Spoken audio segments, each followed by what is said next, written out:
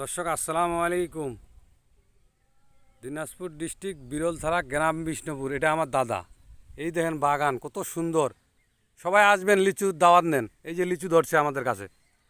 এই যে দাদা নাতনি বসে লিচুর গাছ, লিচুর বাগান দেখতেছি। আমার দাদার বাগান আছে, আমার দাদা চাস্তো ভাইয়ের বিশাল বড় বড় বাগান। এগুলা প্রায় অনেক জমা জমি। তা আমার দাদা আমার জন্য একটু কিছু ভালোবাসা বলে দিবে, আমাকে কিছু বলবে ফেসবুকে। বলতে যে তুই ভিডিও করিস, তাই আমাকে বলে কিছু বলবে। দাদা কিছু বলো তো। কেমন আছো দাদা? ভালো আছো তো না? আলহামদুলিল্লাহ হ্যাঁ আছি ভালো ভাই। দাদা, আমার জন্য কিছু বলবা? বলবো বলো তো কি দাদা, আমার কি অবস্থা? ইনার ইনার মনে করেন যে বাবা মা তারা ইন্তেকাল করেছে। দাদা ছেলে সব জানিস তো তুই দাদা নাকি? সব, হ্যাঁ আমাদের তা আমি তো সব এখন এতিম নাকি দাদা? আমি তো এখন অতিম। এখন এতিম না দাদা? এখন ছেলেটা এতে গেল, বাপ নাই মা নাই, সর্বহারা হয়ে গেল।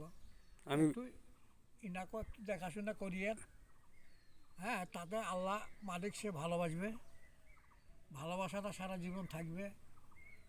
মরে গেলে তো শেষ, এখান থেকে শেষ। ঠিক আছে দাদা। দাদা মৃত্যু আমার তো জন্য হবে। দোয়া করি দাদা। আর কিছু লাগবে না, আমার জন্য দোয়া করিস।